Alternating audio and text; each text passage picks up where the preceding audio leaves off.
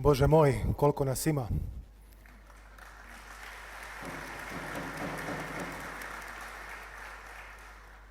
Prvo ću pozdraviti predsjednika Hrvatske demokratske zajednice, glavnog tajnika, članove predsjedništva, pozdravim predsjednika Županijskog odbora, predsjednika Gradskog odbora, pozdravljam sve branitelje, čast mi je biti ovdje, prezentirati mladež pred vama. Čast mi je da pozdravim sve majke, sve sestre, sve kćeri hrvatskoga naroda.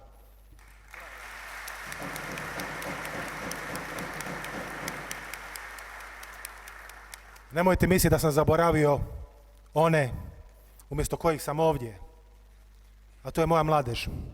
Mladež kojoj moramo vratiti identitet.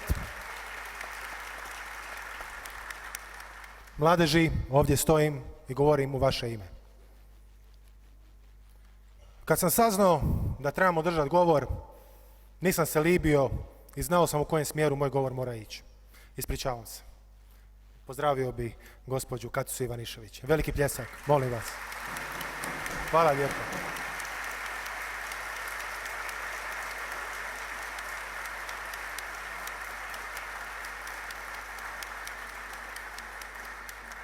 Evo sad ću nastaviti. Kad su mi rekli da ću držati ovaj govor, nisam se libio govoriti o jednom velikom društvenom problemu, problem koji mladež Hrvatske demokratske zajednice i sve mlade u našem okruženju muči. To je problem identiteta. Identiteta koji daje mogućnost mladom čovjeku da se samo ostvari. Identiteta koji da mladom čovjeku onu snagu da gradi nešto za bolje sutra. Seniori, svi ovdje, mi imamo dužnost dati mladima podršku. Mi imamo dužnost svim mojim mladima reći kako se zajedničkim nastupima dolazi do ostvarenog cilja. Branitelji, čast mi, još jedanput govorim, svi imamo zadatak, vi imate zadatak pokazati mladim ljudima kako se cijeni hrvatska misao. Svi imamo taj identitet da bi mogli reći tko smo i što smo. Predsjedniče, imamo odgovornost prema ovim mladim ljudima. Imamo odgovornost prema njima. Da ukažemo gdje je mladež Hrvatske demokratske zajednice. Daću vam primjer. U Primorsko-goranskoj županiji u zadnje 2 godine se učlanilo preko 350 mladih ljudi. To je dokaz da oni traže natrag svoj identitet. Organizirano je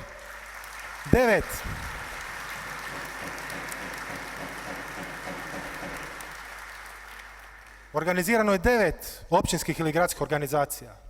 To je dokaz postojanosti hrvatskog naroda u bastionu neke komunističke misli. To je dokaz da danas je ovako, da će sutra biti drugačije.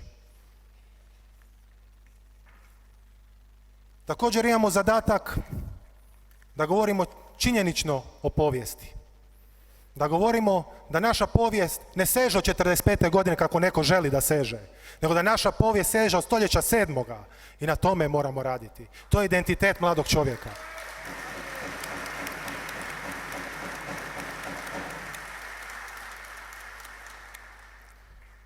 To sve kazuje na vraćanje tog identiteta. Biti ću kratak i jasan.